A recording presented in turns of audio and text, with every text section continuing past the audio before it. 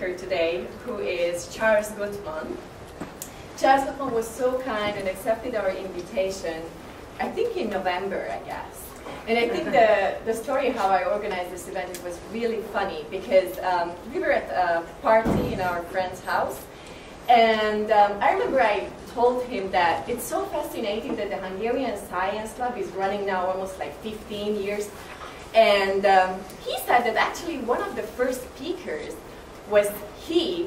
So Oskar Szentírmai, who started the Science Club, invited him to give one of the first talks of the Science Club. So I think it's really amazing that we have a chance now again to invite him, and he will basically repeat his talk, but certainly it's a more interesting and bigger talk than before. So please... 2 years later. Yeah, 15 years later, right, exactly. So his speak will be about a virtual laboratory.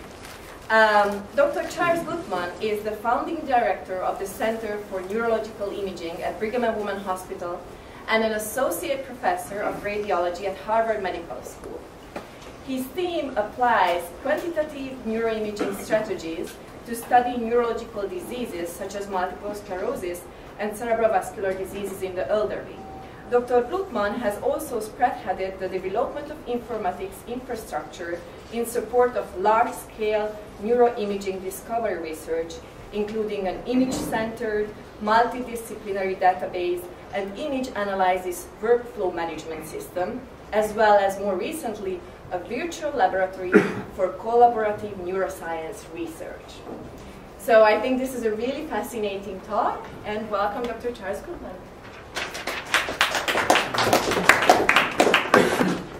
Well, thank you very much, Nita, for inviting me, for the kind introduction, although you gave me some thought because you said something to the extent, that it's amazing that I'm still here. Oh. I didn't mention it. But yes, it was 2001, I checked on my CV. It was 15 years ago that I gave my first Magyar Tudosklub talk in Cambridge, and there were not as many people, I seem to remember. And the title at the time was simply Center for Neurological Imaging. I had just founded the Center for Neurological Imaging. Marian remembers very well. She was there with me from day one. And today I haven't come much farther, that's indeed true. I'm again talking to you about a laboratory. That time it was my laboratory in Boston at Brigham and Women's Hospital. This time it's a laboratory, a megalomaniac laboratory that welcomes you all to participate. And so I want you to notice one thing here, especially since we're in László Barabás's lab. I mean, there are people that still believe that big data is important. And notice that I spelled it small. What I would like to, today's thesis or hypothesis is that big data is passé, and that really what we should again care about is the big question, the big questions. And so in the center of this virtual laboratory, as in the center of any self-respecting laboratory, should be, I think, the questions, the hypothesis, and the experiments that need to be designed and conducted to answer those questions. I will start, before going in medias res, I will give you a little bit of background. So that's kind of the same talk I gave 15 years ago about what I actually do with my team day by day. And I don't have an acknowledgement slide. There are many, many people who have contributed to this, and without naming them, I would like to acknowledge them. For sure, the work that I am going to present to you now, I have not done alone. So, yes, still one small note. Why am I speaking in English? Marian especially already asked me very sternly why I am speaking in English. Well, because I have a tendency to overstay my welcome, and while I speak, I think, decent Hungarian, I'm much faster in English. And I will overstay my welcome like this. So, here is, I will illustrate the role of imaging in neurological research, or partly by some of our work on multiple sclerosis. Multiple sclerosis is, people say it's a disease. I like to think of it as a syndrome. A syndrome is a collection of clinical signs, of clinical symptoms. And multiple sclerosis is a disease that affects the central nervous system, the brain and the spinal cord. And it expresses itself in the patients as a very diverse disease. Some patients first notice some eyesight problem, others might notice some mobility problem, maybe some sensory problem, some tingling. And then the disease typically evolves over years and decades. It's a very chronic but often severely debilitating disease. So in the 80s, as MRI imaging became more and more used, it turned out that this modality could very nicely demonstrate what is in the brain and in the spinal cord of MS patients in vivo. So what you see here, oops, wrong button, okay. And the pointer, I was told, doesn't work on here, so I will use It's a reliable pointer. Sorry? You can use your mouse on the left. But then I can't walk around and clown around. But I think, no, I think this will be the issue. So, these are MRI images of the brain. There are, we picked 9 sections of 52 that we have acquired. They are acquired with 3 millimeter slice thickness in this case, and they cut from somewhere from the bottom all the way to the, sorry, the other way around, from the top to the bottom, bottom to top. Here you see the nose, here you can see the eye bulbs, and here you see brain tissue. And what you see here, these white spots, shouldn't be there. This shows areas of the brain that are undergoing some pathological changes. Those pathological changes can be very diverse. It can, I will show you quickly in the next slide. But you have to put yourself, I just came from a meeting at MGH, and I was explaining to some senior colleagues who are not familiar with imaging that they were worrying about complicated image analysis and how can you, and I said, no, you have to think about it as if you were a proton on a water molecule. So imagine that you are a water molecule.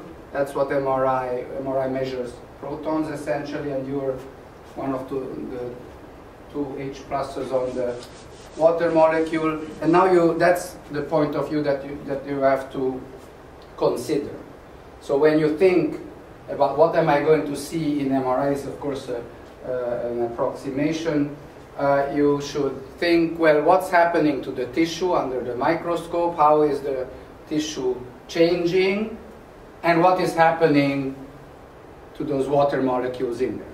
Example, when you have inflammation, you will have swelling, you will have water that goes out in the tissue. So in this type of images, your signal will go up, it will show up whiter.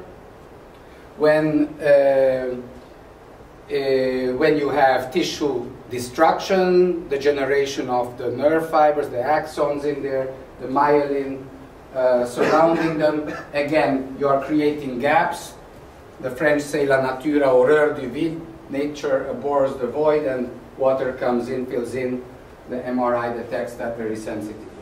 Now, here, as you might have noticed, this is a time-lapse group. So in this case, we actually were able, because MRI is a non-invasive tool, we followed patients with multiple sclerosis once a week for 8 weeks, and every other week for another 16 weeks, and then monthly for the rest of 1 year of follow-up. With a little bit of processing, the images were realigned, because every time the patient is sitting in a magnet in a different way, and somewhat normalized. And so you can observe in vivo how these lesions actually develop. So you see them occurring, and I will submit to you that some biological processes will determine where and when lesions occur. And then you see them evolving, and I will submit to you that other biological processes might determine, once a lesion has occurred, how they evolve, how they grow, and perhaps how they repair. That's a long introduction, but you are a captive audience. So, one first step that we did many, many years ago was essentially to outline those white spots, and then you can compile that, and you get a 4-dimensional view of these lesions evolving around, in this case, this is just a reference structure, are the ventricles that contain water within the brain. And the key here is that we want to use imaging because it gives us a unique perspective in vivo of what's happening in the brain of patients with multiple sclerosis or other diseases. But we want to put it in a bigger context. And so I told you that I believe that MS is not an individual disease, rather it's a clinical syndrome. But within that clinical syndrome, the working hypothesis is that there might be multiple diseases that that follow different pathogenesis, different pathogenic pathways to occur. And it's important to be able to distinguish them in order to find treatments for each one of them. It's a working hypothesis. Because of this working hypothesis, I decided many, many years ago, and that was, I think, more than the 15 years that ago that I needed to build, actually yes, much more, to build a large database of not just of the clinical data and of biomarkers, but also of the actual images that we acquired from imaging. This is the third time that I will mention Marianne, but this time to praise her enormously, because that database, the version that is still working to this day and is actively used, was built essentially by Marianne in my laboratory. And so the idea is to be able to query this big data. We have I think now probably over 20,000 MRI exams in thousands of patients, and I think we have upward of 100,000 clinical exams, with each exam having a multitude of data points. So I think it can be considered big or medium, for last or medium. I mean, it's big data in our environment. It's really considered big data. And as I say, that's passé. Now, here you can see microscopic assessment. You can get images here. You want to quantify images here, perhaps. This is a macroscopic look at the brain with the demyelinating lesion around the ventricle. And the idea is that with all this data, we can try and understand the impact of genetic and environmental factors and the interplay between them in causing this disease and in impacting the various processes in this disease. And, so very quickly, I'm going to run through this. The idea is that you draw, you outline, you capture areas of interest, whether those are the lesions I was talking about, or other different portions of the brain, different structures within the brain. And of course, there's a lot of work that has been done in automating these tasks. That was a lot of work done by my colleagues, in part also in my lab. But the reality is that to this day, a lot of expert input is still needed. And we'll come to discuss in a moment what an expert is. So in this case, why do we do this kind of work? Well, in this case, this was an article that Lisa Sperling wrote with us, where we wanted to understand whether lesions in different areas of the brain impact different cognitive tasks. And so we segmented the lesions, and then we superimposed these regional masks on them so we could get volumes of lesions in different areas of the brain, and then found some correlations. We didn't save the world, but our CV improved. So another type of analysis here is to look at cortical thickness. This is done with software that colleagues of us have done at MGH. Bruce Fischl's group has a software called FreeSurfer. Oh, look here, another Hungarian, István Csapó, did this work. Apparently Hungarians are not too bad in science. And so here we actually, this was not multiple sclerosis, but just to give you a flavor, you can actually calculate masks of cortical thickness, of the thickness of the gray matter on the surface of the brain, and compare it between groups. For instance, here we correlated the thickness at each point of the cortex of the brain mantle, to a test of essentially gait and mobility in the elderly. And here these red areas show to you areas that appear to be associated, where the thickness of the cortex is associated with the impairment on gait and mobility, and indeed this is somewhere in the motor area. Other ways of analyzing data is to try and understand. When we try and understand, you can use the deep learning, big data approach. You throw data in, don't impact any hypothesis on it. I'm exaggerating, of course. And you do a voxel-wise, point-wise analysis. Your classical statistics no longer will help you much, and you might find very little. But if you start impacting hypothesis on it, you might get a little bit more statistical power. You might need a little bit less data. How do you do that? By grouping your data differently. In this case, for instance, we're asking a question of how perfusion might impact the distribution of lesions in the brain.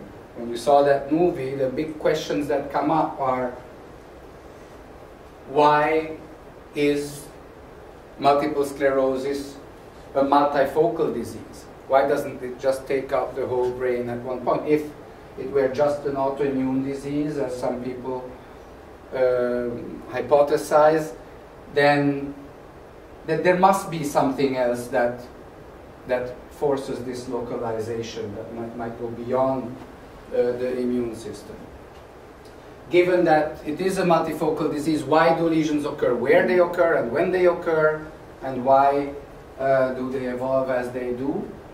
So one hypothesis could be, well, it might be related to the different perfusion pattern in the brain. So areas that are closer to... Sorry? Perfusion means the irrigation of the brain by blood. So blood will irrigate the brain, perfuse the brain, and bring nutrients, oxygen, allowing the brain to function. And so here is a map. This is just one slice in the middle of the brain. You recognize the ventricles here. And you can see that you have in red, the red parts are higher, more blood flow in the close to the surface of the brain, where the nerve cells are in the gray matter, and they need energy. and towards the ventricles you have much less perfusion. So what this does, then, here is a map of genetic expression, here is a map of fibers, and you can impact these kind of maps onto the lesion distribution to try and understand the lesion distribution in the context of the connections, the lesion distribution in the context of the perfusion, the lesion distribution perhaps in the context of genetic expression, and maybe that allows us to get more statistical power, but also it directly impacts questions onto the data. Here's an example of how we did that, but I won't stop on this too much. Here's another result. You can see we did this in 1,249 patients, a fraction of the patients that we now have in the database, and we created here, we aligned all the patients' brains to each other, and then all the lesions were outlined, not manually, they were outlined with an automated program, and now what you see here is a frequency map. So at each point in the brain, you have a color code that will tell you how frequently damage occurred at that particular point. So, for instance, here you have a little bit of red, so it's a higher area, and you can see that the lesions appear closer to the ventricles, for instance, but what determines this pattern? To do this, we superimposed on each patient. We didn't, instead of asking voxel by voxel and trying to see what are the difference between these three groups of patients, for instance,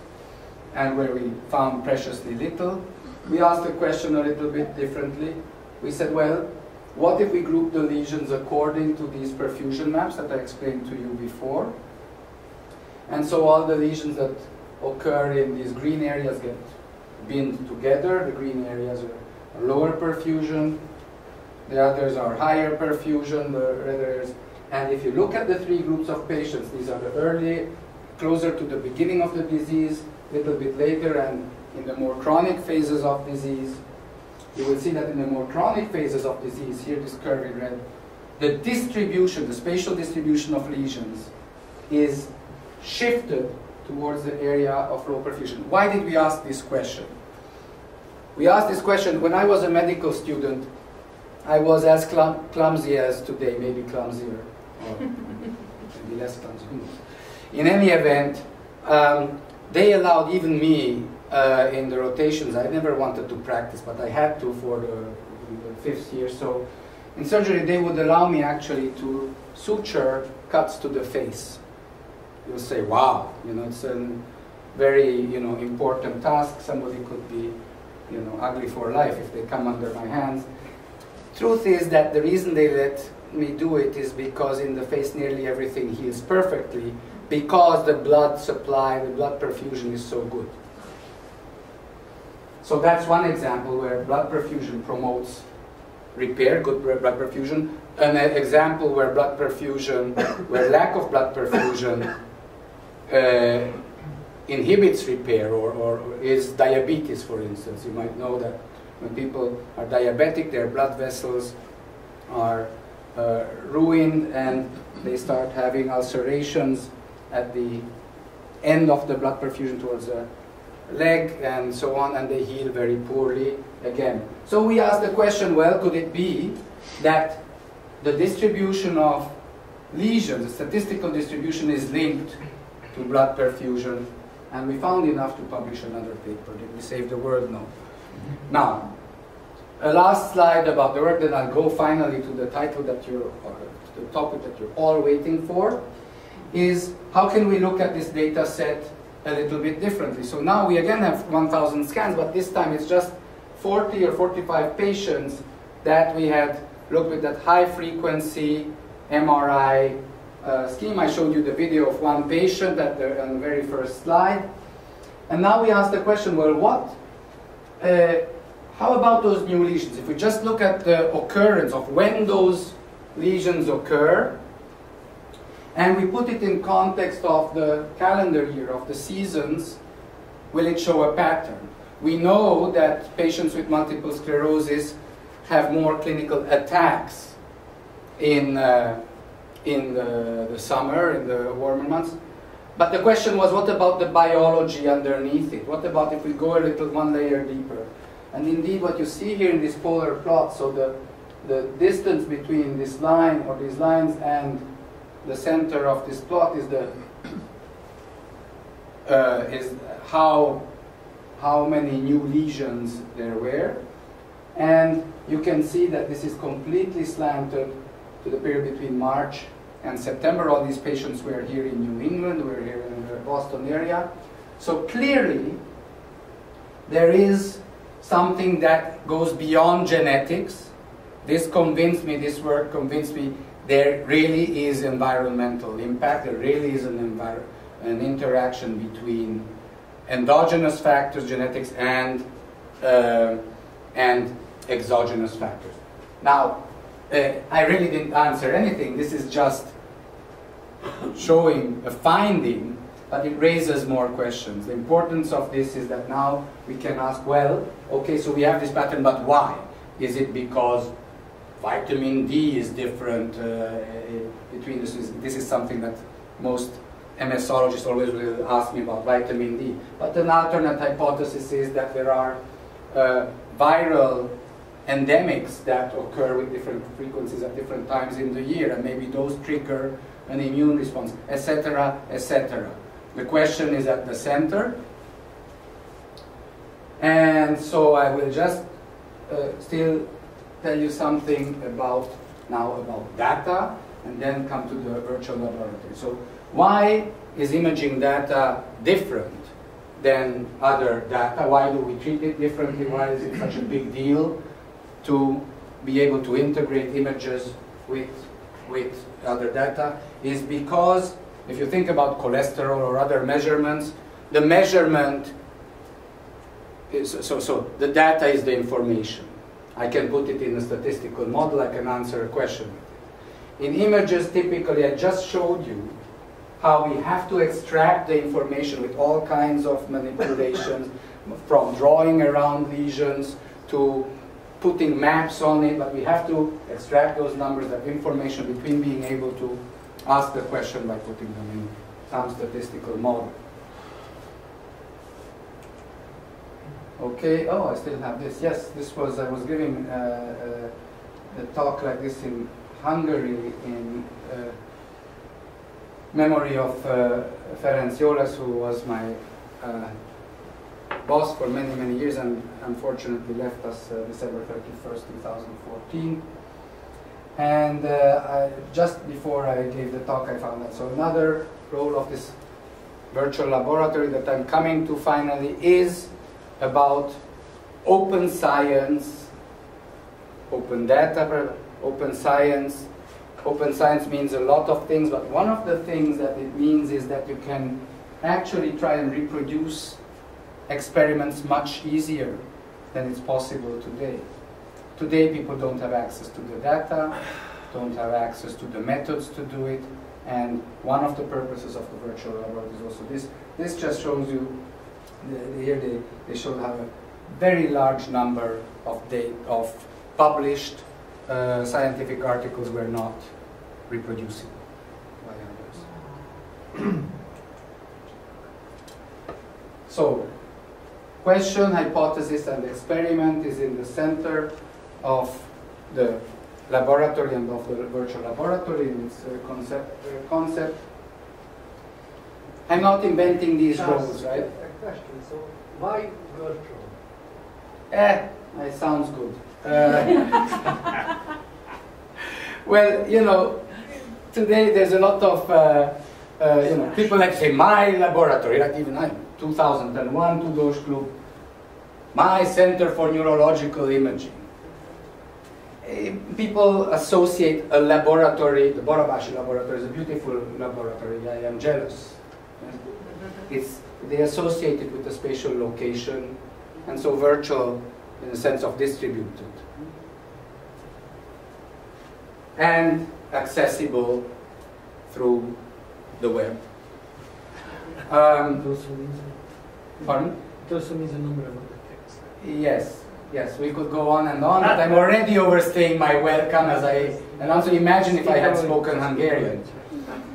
Now, the role of the scientist is to ask those questions and to interpret the data when it comes out the other end. Scientific contributor might be someone who will become a scientist, or might even be a scientist. These are just roles. A person can have different roles. But the scientific contributor is someone who will help extract data, organize data. And so, for instance, in this context, it might be the person who will learn how to outline a given structure in the brain. And I want to show to you that someone could be a 13-year-old kid. Because you have to teach a 13-year-old kid or a retiree how to do these things, you need education. In scientific parents, education can be, to some extent, also linked to standardization. So you want to teach how to do something so that everybody does it the same way. The role of the computer scientist, I told you a lot of students in computer science want to be involved in imaging and image analysis. Usually they get only one of a few problems. For instance, okay, why don't you create a program that will outline automatically those white spots in the brain? There are many problems to answer, but computer science students often don't have access to those questions. Now, if I'm having 13-year-olds draw around something, it probably means that I don't have a faster and better way to do it fully automated. So that will give implicitly the question. They don't have access to data, and they don't have access to ground truth. So this system will provide the computer scientist. Not the computer scientist will provide software that will be accessible through the virtual laboratory to be applied to data. And then, of course, let's not forget the patient and the physician. The patient, of course, provides the data in clinical neuroscience or clinical science. And the physician is supposed to be the fiduciary of that patient towards the evil system of medical science. Not evil, not always evil. All right, so then the elements associated with these people are, as I said, the questions, the tasks, tutorials to learn the tasks, methods, data, and trust. Okay, so now I'm going live, which is always what I was told that you never should do. Live demos are always fraught with risk. However, rullo di tamburi, you say in Italian, I don't know, drum roll. Drum roll. Doppergés, köszönöm szépen. I do speak Hungarian, by the way. No, I can hear that you understand Hungarian. Ha akarod, átváltok magyarra, de akkor dupla időt maradtok itten. Okay, so I am now logged in here as a contributor, but I will show you in a moment. I can switch over to being a scientist. I have multiple roles. Here is a collection of experiments that were provided by scientists. So there's an interface. I won't go into all the details. For those who are interested, I can show you more later. But essentially here there are a number of experiments that were proposed by colleagues. This project at BU, this one is at the Polytechnique of Montreal, and here you can see how I can decide to do this experiment. I can access, in this case, not an MRI, but an electron micrograph. So any image can be put in here. I'm talking about MRI because that's what I understand a little bit better. But you can think of this system for all kinds of images, not necessarily brain images, not necessarily MRI images. And then the idea is that you have tasks, in this case, to outline the axons and the myelin. So here I'm going to try and outline an axon.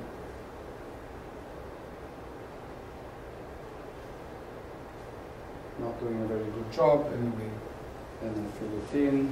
And so on, I go to the next and so on. It can be very cumbersome, that's why I need a lot of people, unless I have an automated method. Now, Another experiment, same tool but configured differently. So the idea is also that if you log in as a scientist, you can configure the tool for yourself. You can define the parameters of your experiment. It's important because by defining whether you can zoom in or not zoom in, whether you can change the intensity levels, you control the amount of variance, what variance can be inserted in your measurement. Here's another experiment that we're doing it's actually they are doing. It's a European network of 8 or 9 countries of experts in multiple sclerosis who are interested in the imaging in particular.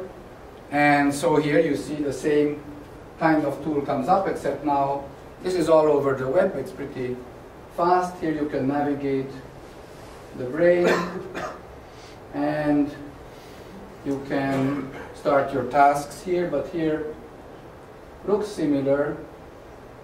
I'll make the brush a little bit bigger so you can see it. But of course here we want to outline completely different structures. For instance, let's do the call date. I know where that one is. Oops, this is too big.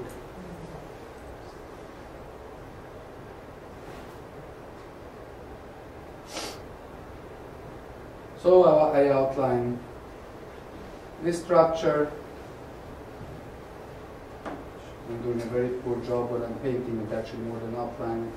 Anyway, let's do as if I had done a good job. Then I go to the next slice, and I do the next, and so on, and I build the measurement of this volume. I build actually not the measurement, but at this time I've just outlined it. Right? I'll show you in a moment. You can extract multiple measurements from this now. Then you say, okay, great, but how do I participate? You're all itching to help us do these experiments. I'm sure by now you say, how can we help accelerate science? You know, Miklós here, who came well, a year and a half ago or so to my lab, he's also Hungarian. He have to learn how to outline structures. A guy like Miklós might take 3 months to finish an experiment and outlining. That's why he already is smart enough. He got some students now and has them working for him. But how long does it take to outline the thalamus, for instance, Miklós? I believe about 4 to 5 hours. 4 or 5 hours. If you have 1,000 patients, you can do the math. Now, do I want to use someone who went to medical school and is 2 or 3 years out of medical school like Miklós?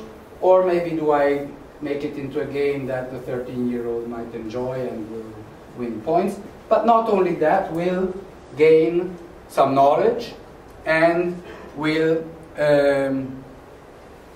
gain some exposure to the scientific work, and maybe they can be recognized and then they will be invited to do an internship, and there goes the newly minted scientist. Now, how do I teach and standardize inputs? Well, today we have the web, we can do videos. So here's an example how you might think of teaching something to a 13-year-old. The brain has a left half and a right half. We call these the left and right hemispheres. 3 bundles of nerve fibers link the 2 hips of the brain. In yellow you can see the front, or anterior commissure, in green the back, or posterior commissure, and in red the largest connection of all, the corpus callosum, or in English, the callosal body. These bundles of fibers are like electrical wires. This is all real data, by the way. It's all derived from MRI. Like electrical wires, they carry electrical signals between the 2 hips of the brain. If you want to learn more about axons and the callosal body, go to the About This Structure section of this module. So, why is this structure? We didn't have money, we used a synthetic important? voice. What is its function? Believe it or not, some people are born without this major bridge between the 2 sides of the brain. This condition is called callosal agenesia. People who are born without the corpus callosum can have vision and motor. So this is an education part. So 80% of this video, 90% is actually trying to get kids excited about what the left brain is doing. The tasks at hand and why it's important. Your help to measure What's the age you're targeting? In this case, teenagers, but it could be 9. Why is it so important? If you can draw, you can do what many brain diseases affect parts of the corpus callosum. Measuring its size allows us to see whether changes are occurring in patients with these diseases, and to better understand how these diseases work and how they respond to treatments. Now let me show you how to draw this structure. On MRI images, the callosal line appears as a banana-shaped area in the middle of the brain. All you have to do is to click on the Draw Effect tool and outline its boundary. It's easy, and it will take less than a minute, but you need to be accurate. Once you have done, click on Submit to upload your results. Even the music was composed by Michele Cavallari, who's a postdoc in my lab. It turns out he has a parallel career as a professional musician.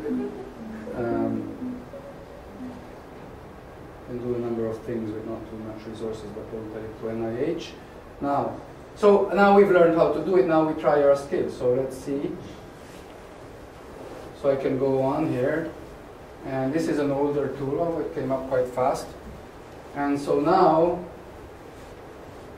slightly different actions. I draw the banana. I was told to draw a banana. I'm doing it. Close the banana. Wait, maybe adjust it a little bit. Okay, so now I want to see whether I did it well. So this little subset of images has been analyzed by experts I trust. In this case, let's say 3 experts, and when I say I'm done, I get in superposition. It's not just a drawing, this is a statistical model of the results of those 3 experts. I don't know whether you're familiar with box plots, statistical tool box plots, so you can look at the distribution. Well, at each point here of the line, of the perimeter, you have essentially box plot. This is the green band, represents the 75% confidence interval of that distribution. So it can give you an indication, okay, I should have drawn it inside that green area. Next time I'll do better. So I try it a few times. I understand which banana I have to draw, where I have to draw that banana. And then once I'm done with that, and I'm confident enough, I can do a test. I can take a test. I can maybe 5, 10 cases. And instead of giving me feedback with the statistical model, it will calculate, the computer will calculate the similarity, the degree of similarity between my drawing and the drawings of experts. If I am not distinguishable from experts, guess what? I'm an expert. It doesn't matter whether I'm 9-year-old, 13, or 86. If you're an expert, I can use you for my experiments. And so you will see in these experiments whether, if it's green, it means you have the skills that are needed to do that. So you can start contributing. Then we have, Facebook-like social part of people in there. Obviously, this gives opportunities to do all kinds of things. You can look at who else is working on the same experiment you do. Maybe you will be able to invite other people to do it. Who knows? We haven't developed this very much. And finally, you asked about why virtual. I don't know why virtual exactly, but I contrast it to real life. I don't think that virtual laboratories should stand in isolation. And so the idea is that you can you have people participating, you create communities of like-minded, newly minted scientists, scientific contributors. Now you can invite the best to come to a summer school or to a symposium where the pros are going to discuss, in their ivory tower. It's no longer an ivory tower. Now you have worked hard for 1 year, you know how the data gets generated. Now you can participate and you can grow maybe in your scientific career. Now I want to show you what you can do on the other side. If you're a scientist, what do you care about? First of all, what we called skills and tasks before, for the scientists are measures. I care about comparing 2 groups of patients with respect to the size of their corpus callosum, for instance. But also, there's not much to help scientists manage their experiments. So here, I'll show you, we can start reviewing results. And for instance, I can see on the fly who has actually done the cases that were assigned. There were, I think, 3 or 4 cases assigned. Here I can click on one and see whether they did a good job outlining those areas. I can explore, but it gets better. I can actually go, and I told you we don't have a measure yet. So I pick a measure. We just have outlines. From that outline I can get a perimeter, the length of a perimeter. I can get a volume. A volume is a typical measure that I will be interested in. Here's a volume. I can get the texture within those areas. There's a lot of things that can be computed from those outlines. So let's say we do the right thalamus. On the fly, you can ask Marianne how much time it takes her when people ask her for data and then they want to analyze it. It's not that fast, right, Marianne? Not like this, yeah? So here it is. Here are the 1, 2, 3, 4 cases analyzed by 1, 2, 3, 4, 5, 6 people have analyzed each of these cases. And I can see how the measurement of interest, in this case volume, is distributed. How reproducible is this outlining? And I can see, for instance, well, what's happening here? There's an outlier here. I can go and look at that outlier. Is that outlier in the context of an experiment, not this one, but another one where maybe you're looking at 1,249 patients and you have them on a plot, and you see a little cluster that doesn't follow some kind of mathematical relationship, but is an outlying cluster. Is that cluster just because somebody didn't draw the thalamus right? Or is it because those patients are different from other patients? Remember I told you MS, for instance, multiple sclerosis is a syndrome, not an individual disease. At least that's my working hypothesis. So if I find a cluster of patients that with different variables behave differently, I might want to look at that more carefully. Or I might want to click on it and see, oh well, maybe here there's a technical problem. This person didn't quite understand how to outline this. But to get even more confident about that, I can actually, in this reproducibility analysis, I can compare her to Miklos maybe. Here he is. But let's actually get more experts. Let's get Chinese neuroradiologist Yao Yu. We can get Arya. No, let's get Serena, who is in Italy. And let's see. And now we can decide how similar they have to be. So let's, if I put it at 100%, it means that I will only take those points that were identified as being part of the structure, in this case the right thalamus, that all 3 of them have identified as such. So go, and now what I get is a so-called Bland-Altman plot. I'm not here to give you a statistics lecture, I couldn't anyway, but essentially here we are representing the difference in the volume of the thalamus between the 2 groups, group 1 and group 2, with respect to the mean of the measurements. Now, usually if a measurement is perfectly reproducible between 2 groups, all these points will be on the 0 line. Measurement of 1 is equal to the measurement of the second group. I subtract them, I get 0. All the points are here. Here we have a bias. These points are systematically above the 0 line, which means that group 1 drew the structure larger than group 2. Now I want to explore further. You know the drill now. Now what's going to come up? Well, I'm going to have the drawing of the 2 groups in one image. Let's check that out. Here I have group blue is group 1, yellow is group 2. Yellow plus where they agree, it's green. Where they don't, it's either blue or yellow. So you can really explore what's going on here. And for those who are more versed in statistics and so on, you will note that I might have a good, let's go down, I have actually here on the fly, I have all kinds of overlap metrics, the dice coefficient, it's an overlap analysis. I have nice numbers here, 0.72, Some people say, oh, that's not bad, 0.72, that's pretty good. But what if all the error, that just tells me how many points, no matter where they are overlaid to each other, are identified the same way by the two groups. It doesn't tell me whether there is an anatomical bias, whether all the error is in one place. That's a big difference when I'm trying to interpret that data. Okay, so I think I have showed you enough. I will just tell you that the system allows people to build their own data, put their own data collections online. They can keep them private or make them for you, or make them useful to everyone. That means that you can ask questions with other people's data as well as with your own. Well, for instance, here we have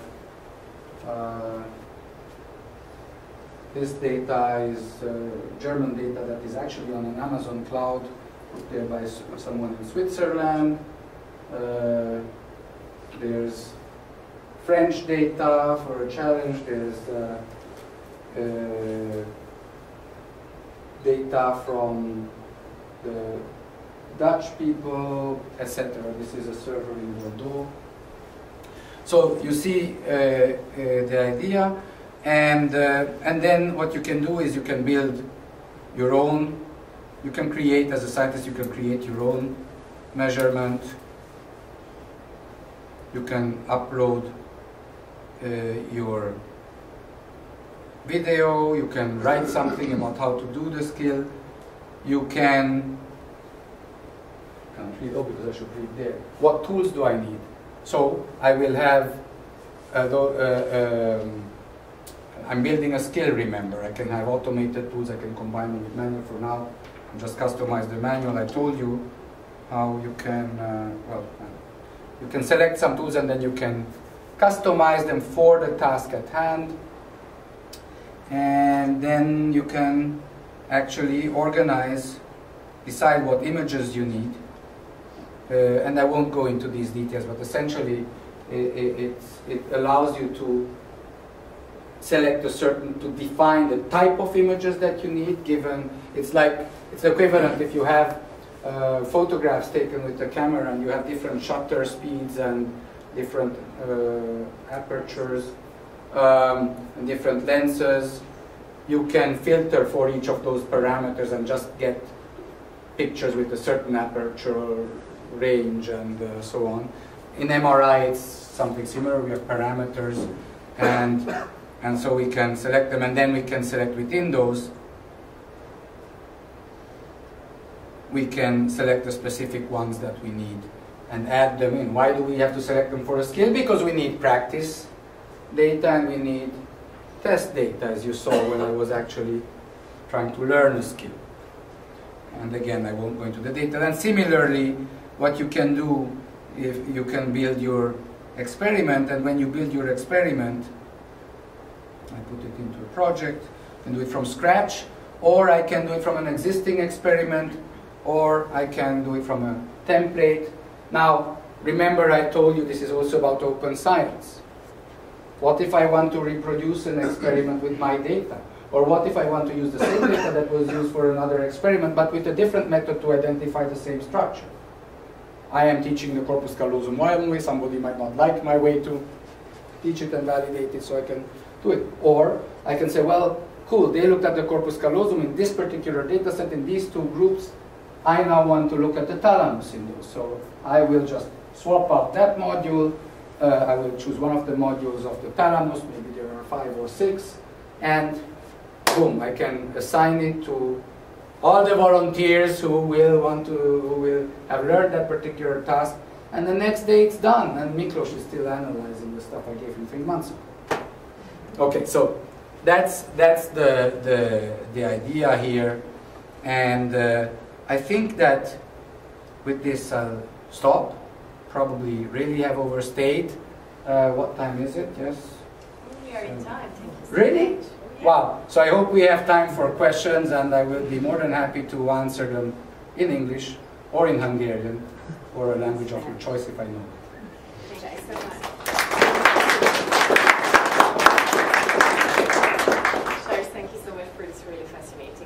So basically what you're saying that everybody who has some free time can be a neuroscientist immediately and help you, right? Yes. That's really amazing. And they can join to your lab. So Essentially, yes. I built my career on your backs. Yeah. But this already happens just at a smaller scale. So, That's How do great. you acknowledge all of those hundreds? so that's actually a very that's what the authorship question? that's a very, very important question, and it's rudimentary here. But you can imagine everything is law. So not only I can acknowledge who did what piece of analysis, automatically, you can generate automatically a list of contributors with how many cases they did, and actually you can then build statistics of how well they did it compared to the average and so on. Which brings me on to teaching statistics, which I might not be able to do, but this tool can also be used to teach kids not just brain anatomy or but statistics, because they will get excited. Hey, how do I win more points? How do I get higher in that list? One example of how to do it. But acknowledgement of contribution is really, really essential. And I think that if I manage finally to get someone to support this project, that's one of the first things that really needs to be thought out very, very carefully. And the same goes for people who contribute algorithms. I didn't tell you, but this is also being linked to a repository of not just manual tools, but automatic tools that can quantify images automatically. And the idea is that, as I told you, often those are not sufficient.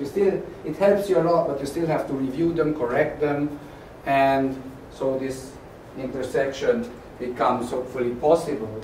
But they have to be acknowledged also. Not only acknowledged, but if you're using somebody else's tool, they probably have some license agreement. So the license agreement has to be. When the scientist built the experiment, I didn't show you in there, but essentially, when I build the experiment,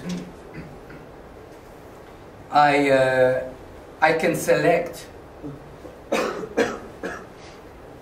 Here I put the question, the hypothesis, summary, and then, system starts helping me. What I can do when I select what I want to measure, I can just select, you remember these icons, right? The skills that I have built. Those are measurements for the scientist. So area of the corpus callosum, and then let's say I want to also look at the area of the thalamus, or the volume of the thalamus. These are mock-ups in part.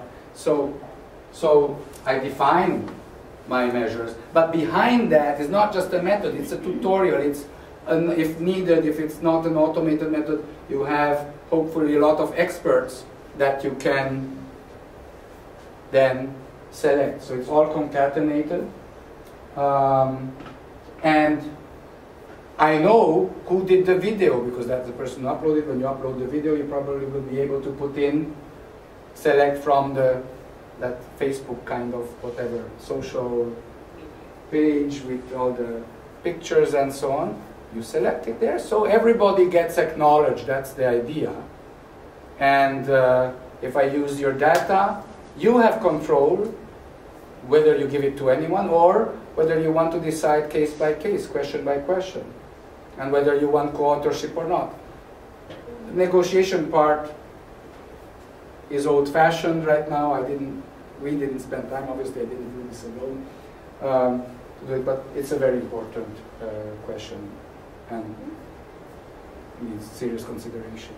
Any other questions? In some of the open systems where people can come in, there's a lot of power in that. Do you have to deal with any issues of cybersecurity or that kind of problem? Yes. Well, of course, privacy is a major concern. It's a primary concern, so the data here are anonymized.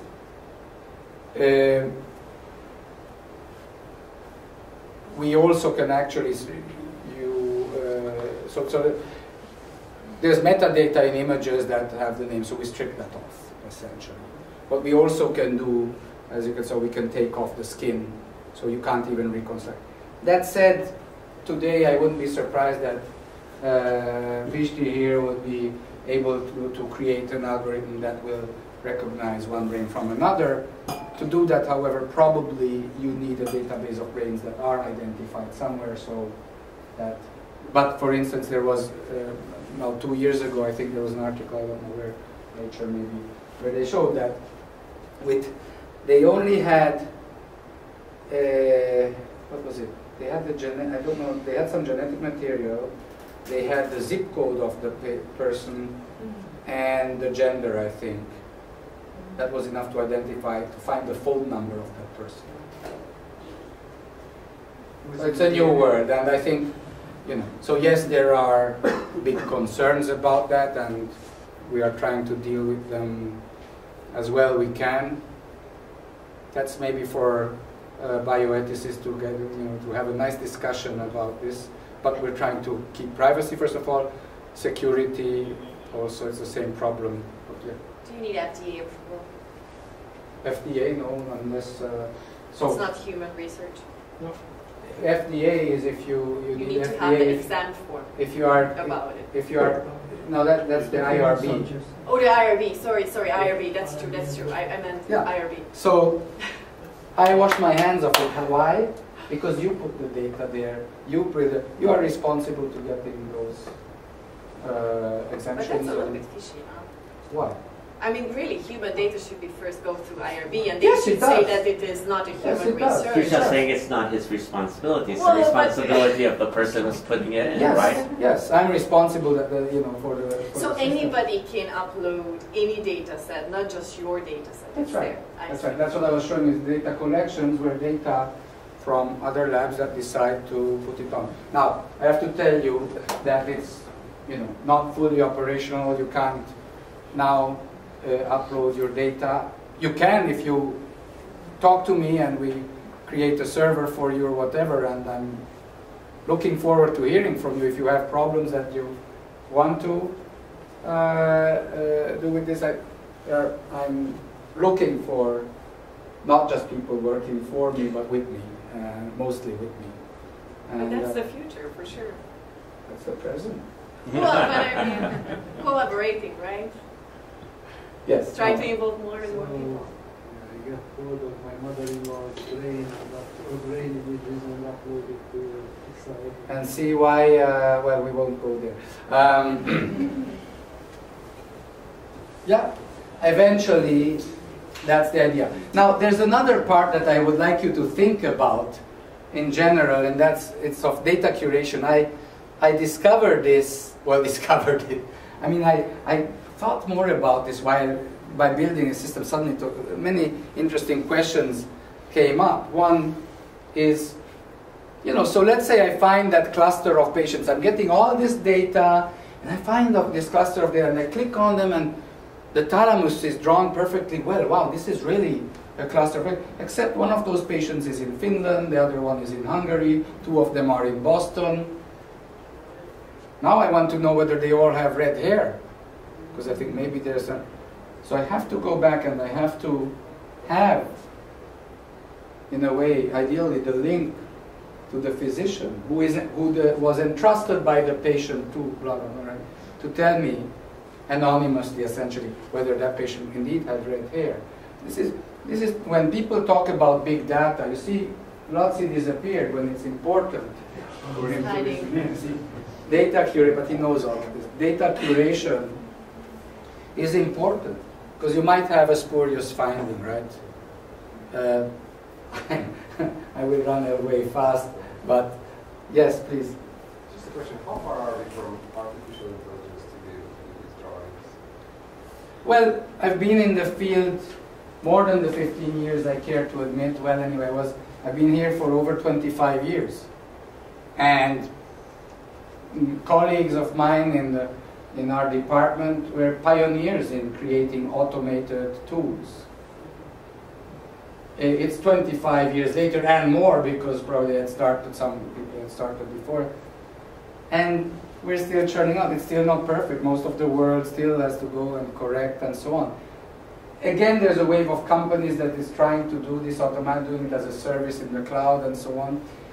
But let me put this in different perspective. I think there's still a lot of work to do. The techniques, I mean, this lab knows they're amazing. There are better and better approaches, and but there are always new problems. So I'm not scared of being put out of business. And actually, I want to tell you a little anecdote on how this dovetails with the computer scientist and the artificial intelligence, whatever pattern recognition techniques or whatever mathematical tools you want to throw at it, or cellular automata. I have to tell you that cellular automata, Peter, you work with cellular automata, yes? Yeah. I actually got a master's student who did a little work on it, and recently I was speaking to someone saying, well, Peter, that's his field. I said, oh, I have to tell him. I remember talking to you about 25 years ago or so at your home. You were explaining to me I'm not understanding anything, and you were not interested in these pretty applications, but I have a bridge to you now. So Sydney, just a second, because I'm losing my Ritalin is wearing off. The question was that of artificial intelligence, and where's the sweet spot? So I recently went to Canada to a colleague called Alan Evans. He's a very famous colleague, and they published a paper in Science or Nature with a group in Jülich, Germany, where they sliced a brain, a real brain, not with MRI, in 20 micrometer thick sections. They digitized the whole thing. It's a big data set. It's available for download. And now, you can see cells in there, right? There are approximately, I think, 86 billion cells in the brain. So let's do a quick back of the envelope calculation. How many people, Miklos, how many people in the world? Babies and Alzheimer patients, 6, 7 million. Let's round it up for the 8.6 billion. We're not there, but who cares? 8.6 billion. 86 divided by 8.6, 10. 10 cells. I went to another lecture last year, ISMRM in Toronto, saying, well, you know, to draw a nerve cell with all its ramifications, one cell, how many hours? 40 to 60 hours. Let's keep it at 40. 40 times 10, 400 hours. The whole world population, include newlyborns, and we're exaggerating, right? You don't have it. 400 hours of their time given to me for my career. Not going to happen, right? So this is a resource. It sounds all virtual and, you know, fake money. It's real resources. So it has to be used wisely. And where is the sweet spot? The sweet spot is perhaps in these kind of validation experiments, providing ground truth so that computer scientists can find those algorithms that will facilitate or even automate fully the extraction of information from imaging data. Yes, Sidney?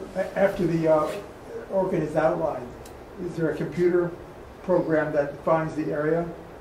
Yeah. Yes. It can find area, volume. It can find texture within that area. There are a lot of, and obviously those kind of things are what computers are very good at. Yes, please. Well, if you want to track kids, you're going to have to put this on mobile. You're going to have to put this on iPhone.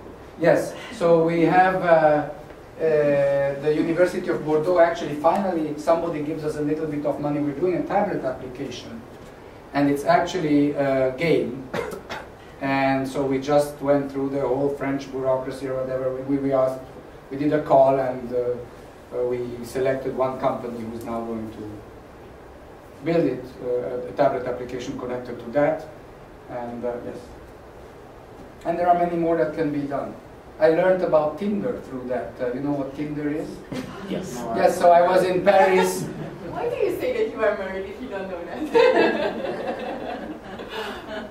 So I was in Paris with one company. We were designing actually the request for a proposal, and I was explaining how I envisioned the game. We were brainstorming. Says, oh, we can do a Tinder-like thing where you swipe instead of having beautiful girls or guys. Beautiful brains.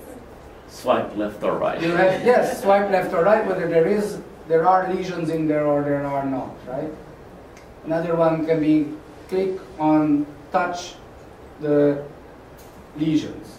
Another one can be outline. And then, of course, you win points and blah, blah, blah.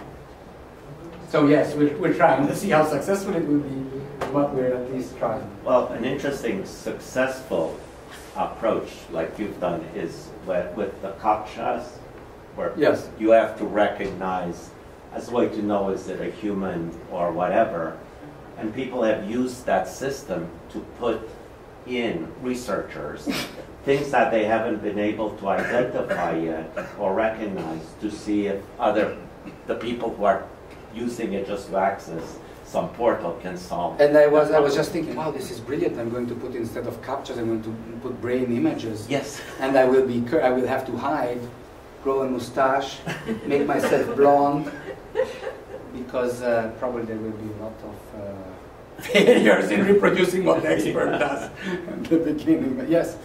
If the computer can find the area of an outlying organ, why is it possible to do some sort of contrast enhancement to find the area? Be my guest. That's why the computer scientist is mentioned there. It's one of the roles, right? You know the problem now. If I'm doing it by hand, it's either I'm stupid, or my colleague, or I don't know that there's a program already available, or maybe it's not free, so it's not a. So somebody put it on there. So it's not, the system is being built in that sense, so that you will be able to upload your. One day you will be able to, right? If somebody will support me a little bit more. Yes, Marianne. So how do you come around with different MRI protocols? You have a brain from one, I will show. One from Finland, one from here. I thought I mentioned that. I was telling about the camera lenses and so on. The system is designed that it can filter automatically different protocols very fast. That's why we built a new database. So filter and then? So you will drop the cases that don't Pardon? fit? So you drop the cases that don't fit your algorithm? Or?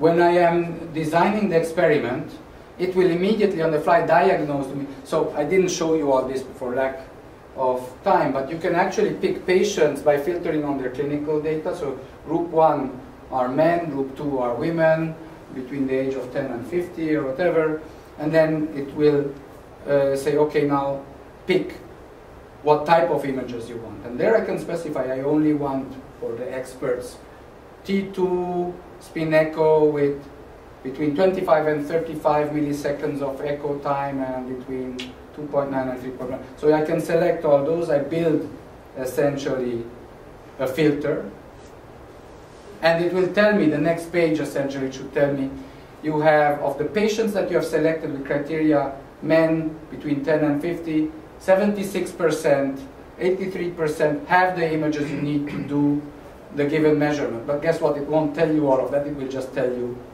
83%. In 83%, you can measure what you want to measure, the way you want to measure it. So it makes all of this, and you can drill down, you can understand why it is, but it's built in such a way that you can do this on the fly. Not only you can do it on the fly, by having all this data, by knowing how much you can on the fly do power calculations, understand whether you have enough data to answer what is the center of a laboratory, the question. So you can get the diagnosis on the fly about whether with the data available you can answer the question or not. Some of the plumbing is in there, don't get me wrong, there's still a lot that needs to be built. Some of what I'm telling you is there, I showed you, some of them still has to be built. So the informaticians who don't have better things to do, come work for me for free and we can get this done faster. Great. Any other questions? That's What it? about, what about there's a lot of very high throughput analysis of physics experiments, right, where they have part, I'm sure you've seen a lot about this summer. Is that high throughput enough, accurate enough to use in the kind of thing we're trying to do? You know, physics experiment bubble chambers, where they have all these particles spinning, spinning bubbles, and these paths, and machines record those paths quite accurately. Or they have a human that approximately does the path, and the machine takes care of it. So I'm sure that stuff is familiar to you guys too, right? Well, I'm not familiar with the details of that particular system, but it's analogous. In fact, people at CERN, for instance, have done crowdsourcing. It was a long time before. I didn't invent crowdsourcing. But as you just said, in some cases you need some human input, and in other parts of the process you can do it fully automated. It's the same thing here. I'm sure we have stuff to learn from our colleagues who do it in different fields, and perhaps they can use this system too. You can put, images of galaxies on there, and that has been done not on our system, but on other systems, and you can use the same tools. Okay, so thank you so much. Thank you so much for this really fascinating talk, and also the idea, because I think everybody just loved it. Thank you, Charles. I think probably one of the first questions was about acknowledgement, and it just reminds me that I forgot to acknowledge my colleague who helped me a lot today as well, Pisti Kovács, who actually recorded this lecture, and actually he will also upload this video to